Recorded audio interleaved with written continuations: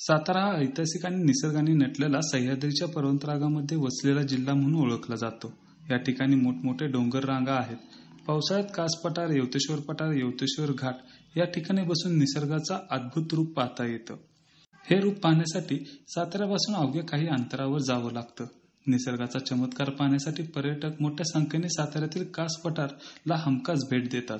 कास world heritage म्हणून या कास पठाराला ओळखलं जातं.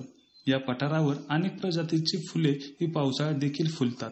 ही फुले बघण्यासाठी महाराष्ट्रासह संपूर्ण देशभरातून आणि जगभरातून पर्यटक या ठिकाणी येत असतात. जर तुम्ही पावसाळ्यात फिरण्याचा प्लॅन करत आहात तर साताऱ्यातील कास पठारला नक्कीच तुम्ही भेट द्या.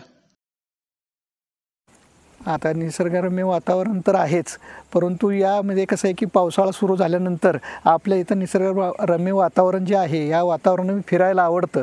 यासाठी आम्ही आलेलो आहोत आणि जवळ सातारा शहराच्या नगरामध्ये हे एवढं म्हणजे ऐतिहासिक शहर आहे आणि ऐतिहासिक शहरामध्ये हे वारसा आहे.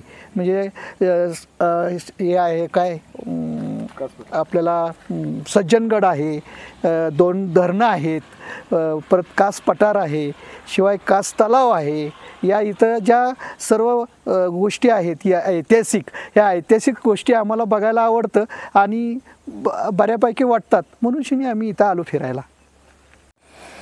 सातारा, कास पठार आणि कास धरण म्हणजे स्वर्ग फिरण्याचा आनंद आहे. स्वर्गात फिरल्यासारखं वाटतं. कासचं धुकं, पाऊस अतिशय म्हणजे स्वर्ग सुख देणारा आनंद आहे आणि हा दरवर्षीच आम्ही घेत असतो. आणि वर्षभर तर वेगळं असतंच, पण पावसाळ्याची सुरुवात अतिशय सुंदर होती इथल्या धुक्यानं. त्यामुळे आम्ही तोच आनंद घेण्यासाठी इथं आलो आहे.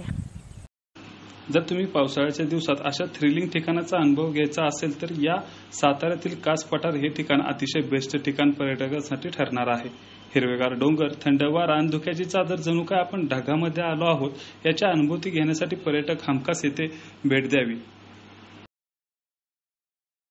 न्यूज 18 लोकलसाठी शुभम बोडके, सातारा.